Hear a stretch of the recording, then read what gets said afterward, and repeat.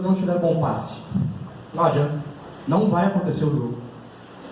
Então, eu vejo no rondo uma grande ferramenta para acostumar eles a passar cada vez mais com a defesa pressionando.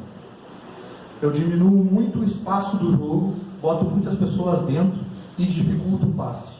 O que seria rondo isolado? É quando eu utilizo só o rondo, é só o bobinho. Não tem uma sequência depois dele. Rondo integrado seria quando a atividade ou a tarefa começa pelo rondo e logo depois, quem venceu o rondo, seja a regra que for, começa a próxima atividade. Pode ser um 4 contra 4, pode ser uma finalização, pode ser uma transição, e depende de como eu vou desenhar a tarefa. E eu vou estar mostrando para vocês exemplos depois também. E jogos condicionados que forcem a aproximação. O que são jogos condicionados? São qualquer tipo de jogo que eu crio regras para atingir um objetivo. Nesse caso, eu vou criar regras que para eles não romperem a regra do jogo e conseguirem executá-lo, não tem como eles não se aproximarem. Vou estar mostrando alguns exemplos para vocês hoje em vídeo, e na parte prática eu vou fazer cerca de 12 ou 13 jogos desses condicionados que forcem a aproximação. Vou fazer alguns rondos também na prática no sábado. Na segunda fase do ensino do jogo de aproximação, eu apresento os conceitos de jogo, que nada mais é, conforme a posição do jogador está e o contexto do jogo, o que os outros três têm que fazer para ajudá-lo. É só um indicativo, não é uma regra, e esse momento não é forçado, ele aparece e o jogador usa, se quiser ou não. Obviamente, que se ele não utilizar o conceito de ajuda mais adequado para o momento, e acontecer uma perda de bola ou algo assim, na videocorreção a gente chama a atenção do jogador, mas não obriga ele a fazer, a gente chama a atenção do jogador mostrando que a ferramenta poderia ter sido utilizada naquele momento, certo? E por último,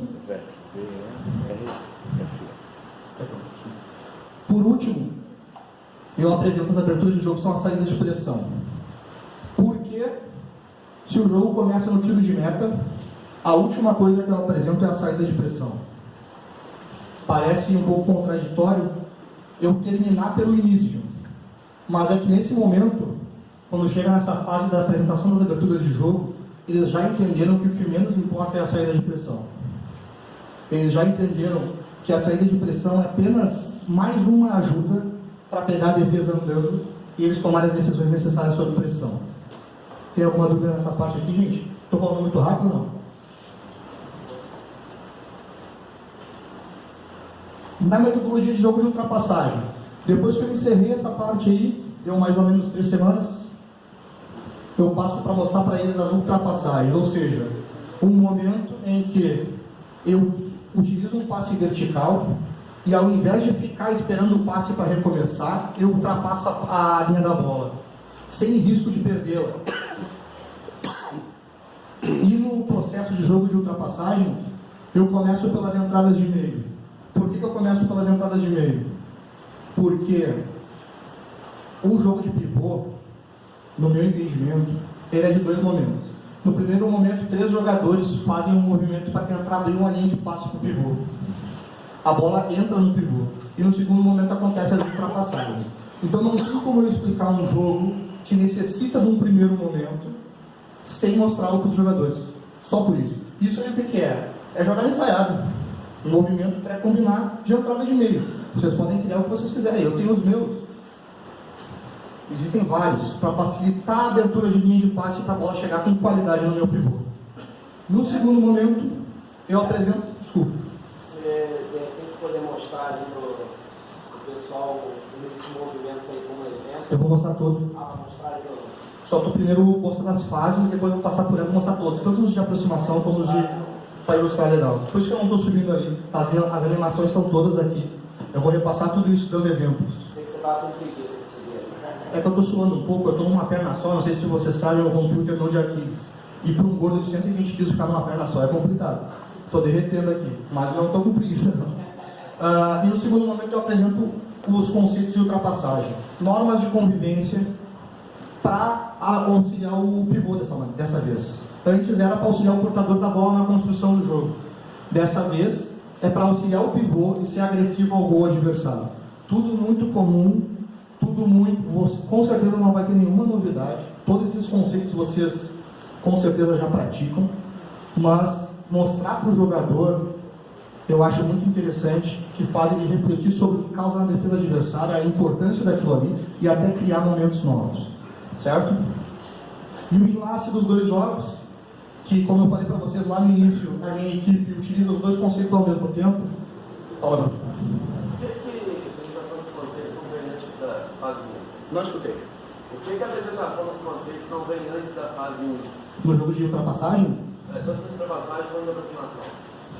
No jogo de aproximação não vem antes, porque eu preciso adequar o passe dos meus jogadores, que estão muito mais acostumados a passar longo para passe curto. Esse é o motivo. Se eu não tiver passe, não existe ferramenta que vai ajudar o jogador. O passe é o fundamental. Ele tem que se acostumar a passar a bola pressionada. E os outros têm que se acostumar em espaço curto criar linha de passe. Por isso que vem antes. E no jogo de ultrapassagem, vem porque não existe ultrapassagem se a bola não chegar no pivô. Concorda comigo? Tipo, a ultrapassagem só se origina no momento que ela chega no pivô. E ela só vai chegar no pivô se os três jogadores abrirem espaço para a bola chegar nele. Por isso que é nessa ordem. Correto? Como que se faz o enlace dos dois jogos? Já falei para vocês que o que eu entendo como um bom ataque, um ataque completo, etc. E veja que a minha equipe ficou em oitavo esse ano, na Série Ouro. Então isso aqui não é o pote atrás do arco-íris, né? Dá errado também. Mas o que eu entendo como auxiliar os teus jogadores a atacar da melhor maneira possível é eles entender o que está acontecendo com o portador da bola. Se ele está sob risco de perder a bola ou se ele está conseguindo ser agressivo. Isso vai balizar qual é o conjunto de conceitos que eles vão utilizar. Parece na parte teórica muito complicado, mas vocês acabaram vendo o vídeo que eles nem pensam, eles só reagem. Eles só vai acontecendo e eles vão fazendo. Nessa parte aqui, quando chega nessa parte, o jogo já está praticamente pronto. É um detalhe ou outro. E o que é treinado nessa época aqui? Jogos condicionados que forcem os dois conjuntos de conceitos a serem utilizados. Tem vários que dá para fazer. Vou mostrar para vocês hoje no vídeo e vou mostrar para vocês no sábado, na parte prática. E vídeo correção, muito importante. Eu acho muito importante. Eu até estava conversando com um colega aqui hoje, no horário do almoço, e a grande pergunta que me fazem é como que eu não fico só com uma posse superficial e eu consigo agredir? Como que eu não perco o momento da agressão? Eu considero que a videocorreção é um facilitador muito grande nesse momento. Por quê? Quando eu estou explicando exatamente isso que eu falei para vocês, que em momentos que o jogador vira de frente para o jogo, ele tem que ultrapassar. E em momentos em que ele está de lado para o jogo, tem que aproximar. E acontece, obviamente, no início, confusão. Em momentos que o jogador está pressionado, eu disparo. No treino seguinte, eu mostro o momento que aconteceu e debato com os jogadores. Por que correu para frente? Não era mais adequado aproximar? E assim vai acontecendo as correções. Eu acredito muito nisso. Utilizo muito essa ferramenta, principalmente na pré-temporada. Os nossos treinos todos são filmados, todos.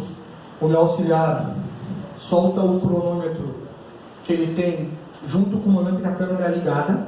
E quando acontece o problema dentro do treino, eu peço para ele anotar o minuto que aconteceu, num bloquinho. Eu chego em casa, coloco o filme do treino no computador, vou direto no minuto, recorto o lance de 5 segundos e no próximo treino a gente debate o que poderia ser feito. É assim que a gente trabalha com vídeo correção lá na PF. Feedback positivo e negativo durante o treinamento e durante os jogos. Eu acredito muito em feedback positivo, muito mais do que no negativo, embora sejam importantes os dois.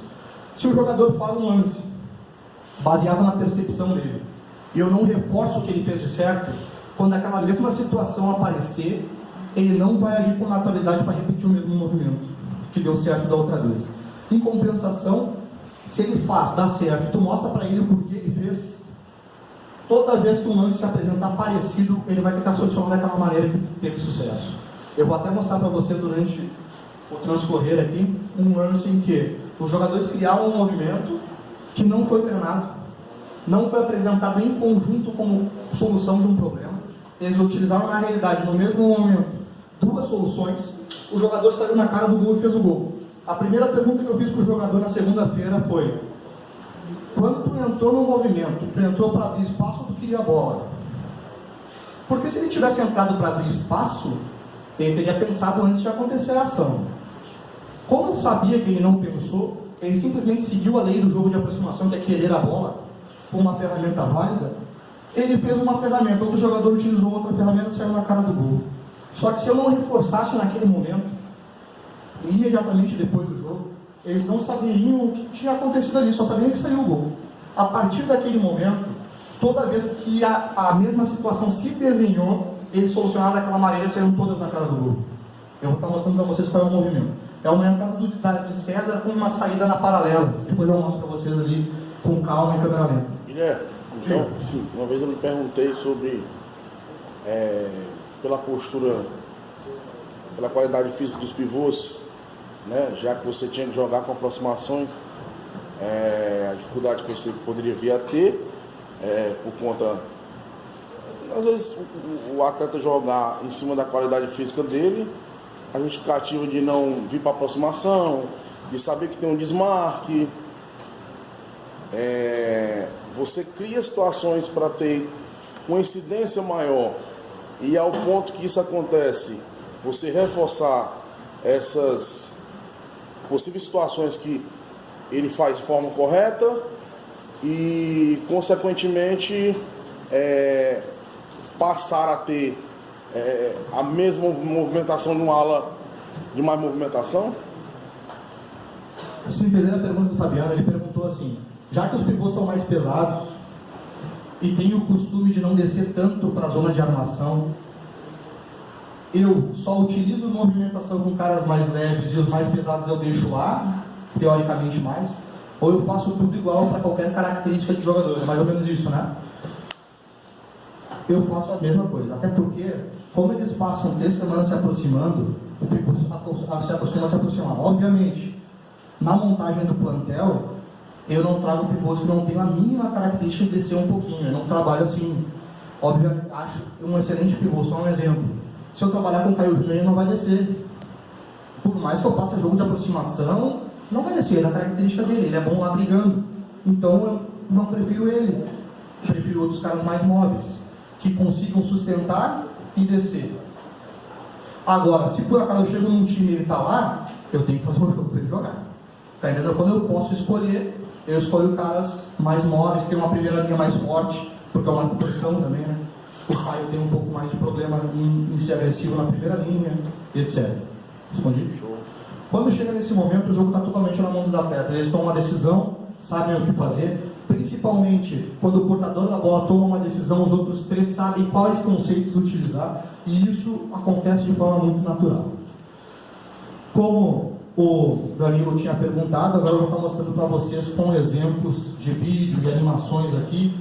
Vou ir no quadro também para mostrar as fases exatamente na prática o que acontece, certo? Fase 1 do jogo de aproximação, rondos isolados e integrados, foi o que eu falei para vocês, mais jogos condicionados que forcem a aproximação. O que são isso?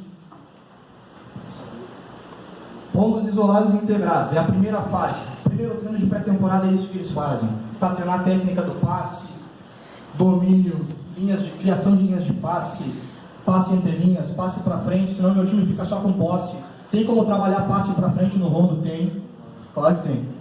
Eu vou estar mostrando para vocês como, porque geralmente eu tenho na cabeça que o rondo é só posse, né? É um time contando o passe, o outro tentando roubar. Não, dá para treinar passe na frente, para frente também.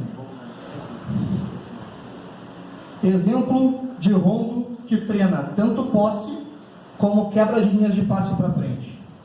O que está acontecendo ali? Isso é um rondo de 4 zonas. Talvez não dê para enxergar, mas tem um retângulo ali, ó, ali, marcado com um pratinho grudado no chão, 3 contra 1. Aqui tem outro retângulo e aqui outro retângulo. Tá certo? O que é esse jogo? Eu intercalo os times entre as 4 zonas, em trios. Tem 3 jogadores do verde numa, 3 do laranja na outra, 3 do verde numa, 3 no laranja na outra. A cada 3 passes no 3 contra 1 dentro da zona, está liberado o passe para frente na outra, e os 3 jogadores, aliás, os 2 jogadores do time que não estão tentando defender a posse, tentam, no momento do passe para frente, roubar a bola, dentro da sua zona. Tá entendido ou eu expliquei muito rápido? 3 contra 1 dentro de uma zona, os outros 2 que são do trio dele continuam dentro da mesma zona. Quando há uma posse de mais de 3 passes, está liberado o passe para romper zonas. Quem não deixa o passe romper zonas são os dois que ficaram dentro da sua zona de origem. Essa postura minha ali não é a postura de treinador, eu estou sentado porque nesse dia fazia 2 dias que eu tinha rompido o tendão de Aquiles. Fui obrigado a dar o treino sentado, a minha muleta está ali, ó. Eu estou dando o treino sentado. Não considero a postura adequada. Nesse rombo aqui, eu autorizei o passe por cima. Porque meu time estava com problema no passe longo por cima. Porque precisa de qualidade para meter a bola longa por cima, não é qualquer um que mete. Então eu deixei um passe difícil por cima, óbvio. Não estão dentro da realidade do jogo, mas estão treinando um passe por cima. Eu poderia proibir por cima. Poderia valer só pelo chão, seria mais difícil de romper as zonas. Isso é um exemplo, tá?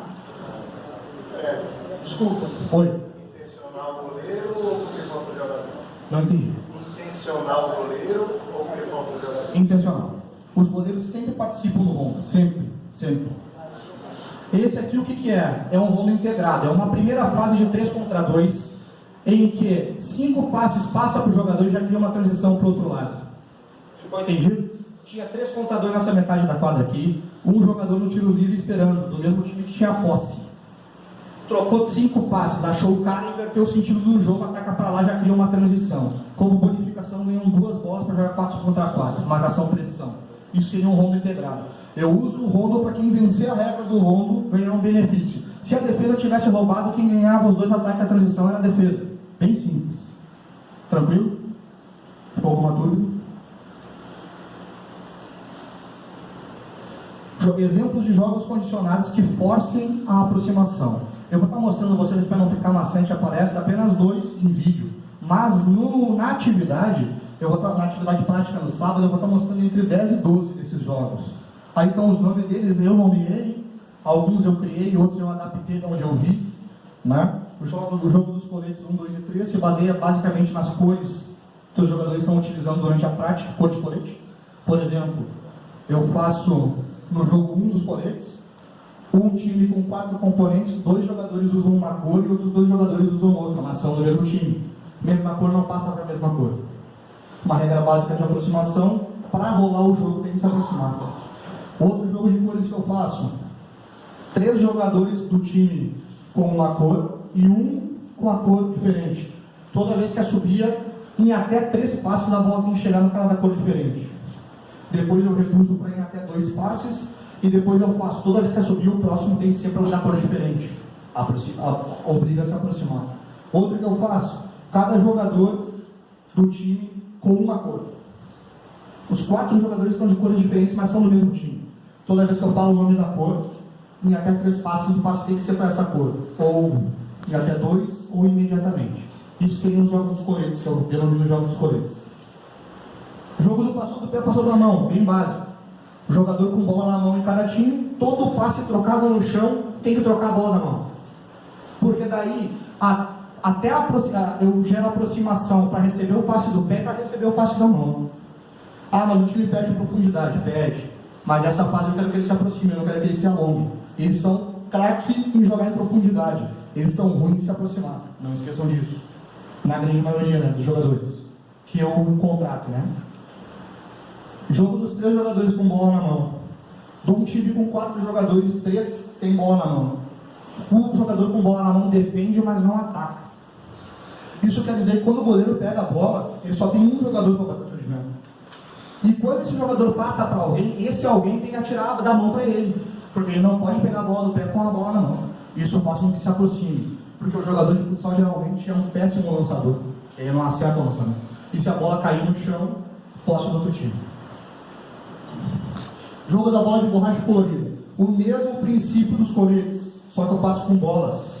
Então eles estão usando o colete todos da mesma cor, mas uma dupla está com bola vermelha de borracha na mão. A outra dupla está com bola azul de borracha na mão. Mesma cor não passa para a mesma cor. Quando assobia, eu posso obrigá-los a trocar de bola da mão. Invertem as duplas, criam-se outras duplas, e eu continuo forçando a aproximação. O jogo só pode entrar no vôlei se estiver na diagonal. Geralmente as nossas quadras que nós trabalhamos tem a quadra delimitada do vôlei, né? No centro dela. São quadras poliesportivas. Eu crio um jogo em que a regra, quando o time tem a posse da bola, Para atravessar dentro do espaço do vôlei, eu corro livremente por fora. Mas para atravessar por dentro, só se eu estiver na diagonal do portador da bola. Eu entro na diagonal do portador da bola, apoio, e quando eu recebo a bola dentro do vôlei, eu só jogo de 2 toques e tenho que sair.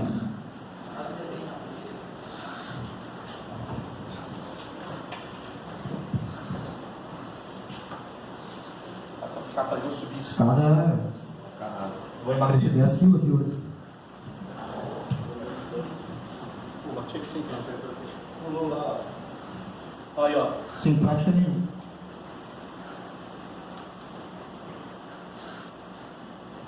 Aqui, ó.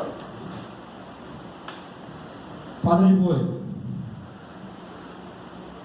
Esse espaço aqui, para o time que tem a posse da bola, é proibido transitar por dentro dele se eu não estiver na diagonal do portador da bola. O que quer dizer isso?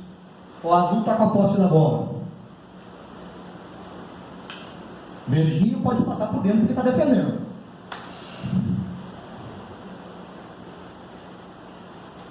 Bola.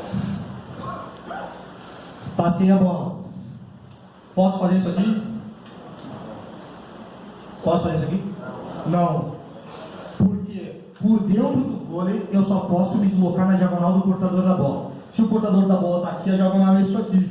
Eu não posso fazer isso aqui. Para ir para a quadra de ataque eu tenho que fazer isso aqui. Quem é que pode aproximar? Fiz o pivô sair da zona de conforto. E ele vem apoiar. Eu chamo, até um detalhe importante que eu não me atentei a falar antes, eu chamo isso aqui de apoio de meio. Existem vários nomes, quebra, entrelinhas, dúvida, é tudo a mesma coisa. Até já escutei o cara chamar de conforto, porque é um conforto para o cara que tem a bola no pé. Mas é tudo a mesma coisa. Eu chamo de apoio de meio porque para mim isso aqui é uma vinda do apoio pelo meio da quadra. Tá certo? Então esse seria o jogo do só pode entrar na diagonal por dentro da quadra do vôlei. Exemplos em vídeo.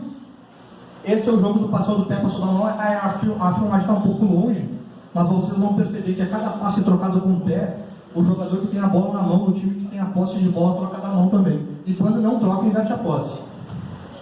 Ali, ó, ficou com a bola na mão. Ó, perdeu a posse da bola. Tinha que ter trocado. Não posso trocar o próximo passe antes da mão passar para alguém. Pode passar para o goleiro? Pode.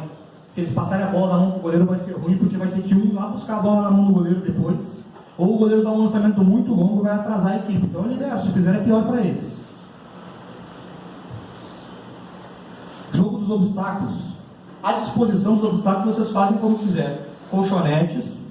Aqui no canto da área tem pratinhos delimitando. A bola não pode bater no obstáculo nem passar por sobre ele. É como se fosse um obstáculo alto aqui. Ó. Isso diminui o espaço de jogo, faz com que eles tenham que se aproximar e elimina praticamente o passe por cima, porque nessa fase eu não quero profundidade, eu quero aproximação. O atleta pode passar por cima? Pode. Pode. Em deslocamento pode, a bola não pode. Aí pode colocar em qualquer posição, né? Como quiser fazer. Aqui eu coloquei propositalmente numa zona que é uma das zonas de apoio mais utilizadas pelos jogadores. Eu barrei aquela zona do jogo para fazer com que eles se apoiem de outra maneira. Barrei as zonas onde geralmente o goleiro bate o tiro de meta, para eles baterem em outro ponto o tiro de meta. E barrei o espaço na paralela, praticamente ferrei eles em termos de posse de bola. Não tem como passar por bola paralela que bate no obstáculo. Mas isso fui eu que fiz, vocês podem colocar onde quiser. Fase 2, a fase da apresentação dos conceitos de jogo, que são os conceitos que o Danilo perguntou, para exemplificar quais são as normas de convivência, certo? Como eu falei para vocês, algumas muito simples e usual e até naturais do jogador fazer, outras já não tanto. Eu só acelero a percepção deles mostrando isso para eles. Como eu faço? Pode aparecer na cabeça de vocês a primeira dúvida, né? Como isso é feito no treinamento? Eu faço de maneira analítica sem defesa. O treinamento desse dia é só isso? Não. A dinâmica do treinamento geralmente é o preparador físico fala do warm-up do dia, preventivo, 15 minutos de, sei lá, o que ele vai querer trabalhar naquele dia. Eu dou o aquecimento porque eu utilizo o aquecimento para trabalhar a parte técnica do jogador. Sem a parte técnica não tem nem jogo de aproximação, nem jogo direto. Então eu tenho 9 tipos de aquecimento e que eu intercalo eles nos dias para tentar sempre, o objetivo do meu aquecimento sempre é aumentar o repertório técnico do jogador. Sempre. E depois, antes da parte principal do treinamento, a gente repete o conceito como coreografia sem defesa, sem nada. O máximo que a gente faz é treinar finalização em um gol, porque eu coloco, como eu trabalho com 3 goleiros, eu coloco um goleiro a bater o tiro de meta e 2 goleiros na outra meta, um na frente do outro, para eles treinarem finalização. Mas faz coreografia, só para visualizar o movimento e vivenciar ele. Não considero isso robotização. Estou apenas induzindo a percepção deles para uma solução lógica para alguns problemas que acontecem dentro do jogo. Esses são os conceitos que eu trabalho. Eu não vou estar falando sobre cada um deles, porque eu vou mostrar eles na animação direta. Isso aqui são só os nomes que eu dei para eles. Basicamente, só os nomes que eu dei para eles. São 9 conceitos mais as variações da de César. Por que eu não começo já com as variações da de César? Por um simples motivo. De César é uma movimentação que o PC criou no Corinthians, né? Aquela busquinha curta em que o portador da bola só pinga ela para quem está buscando de um gol para o outro atacar a bola. Todo mundo entende isso? Quer que eu mostre ali? De César. Portador da bola. Vocês concordam comigo que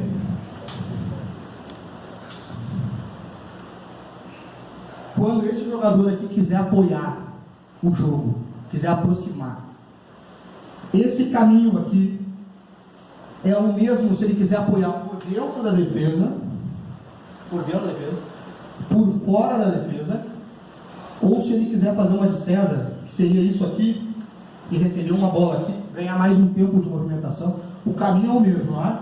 O cara passa pelo mesmo lugar.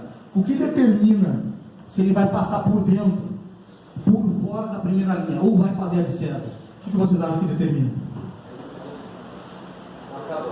A defesa. Não é forçado, no momento, pelo menos no meu entendimento. No momento que esse jogador aqui recebeu a bola e já tem como opção, porque esse jogador já quebrou a linha de passe para trás, os caras estão espetando a marcação, eu posso quebrar a linha para trás. Se eu quebrar para frente, eu estou fazendo o quê? Eu estou participando do jogo? Por que eu não estou participando do jogo? É errado fazer isso aqui? É errado fazer isso aqui? Isso aqui é certo fazer, só depende do que está acontecendo aqui. Se tiver pressionado, eu estou fora do jogo, o cara não vai me largar a bola por cima. Então eu posso andar para trás, quebrar a linha de passe para trás. Aí eu estou sendo pressionado e esse cara já está vindo. Ele já está vindo porque ele tem que apoiar. E aí eu já tenho a opção de acelerar para cá, para entrar no tempo certo e até possibilitar uma tabela de primeira. E eu fico atrasando o passe, eu fico puxando para trás para forçar a de César. Para forçar essa entrada. Você acha que dá certo? O risco de perder a bola é muito grande. É muito grande. Por isso que vai fazer a de César se der o tempo da defesa. E é por isso que eu mostro por último. Porque, como os caras viram o Corinthians fazendo, viram grandes jogadores fazendo isso aqui, eles querem fazer isso aqui. E se eu deixar liberado desde o primeiro momento, esse jogador nunca vai acelerar aqui. Ele sempre vai esperar para fazer a de César. Sempre, sempre. Então a de César é recurso, não é padrão. A de César é recurso que a gente utiliza, vocês viram a gente utilizando até. Ela é recurso, ela não é padrão. Se a defesa permitir, se faz. Se não, não. Certo?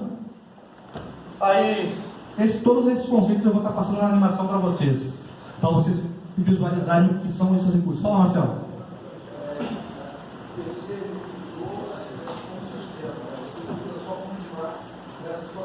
Assim, Marcelo, ele usou como padrão 2000 e quantos? 9. Ele usou como padrão, e aquilo era um padrão cíclico em que o princípio do jogo de ataque deles era aquilo ali, né? Eu uso como uma ferramenta dentro das possibilidades do meu ataque, que eu acho muito válida. Não abro mão que façam, mas só não quero que forcem um momento. Não quero que o cara fique esperando e a defesa bota o pé e rola a bola. Eu até prefiro que em quadras menores, quando eu estou atacando lá em direção a vocês, o pivô me devolve a bola e vai entrar para apoiar. Eu até prefiro que esse cara domine e acelere para o outro lado rápido, para pegar no tempo certo o apoio, do que espere a de César. Porque a largura da quadra faz com que a defesa fique muito próxima. Aí solta o oposto e dá um toco no cara no meio do caminho. Viu, Guilherme? Eu acho assim também, ó. como em 2009 era algo novo, muita gente tomou bola nas costas na aposta.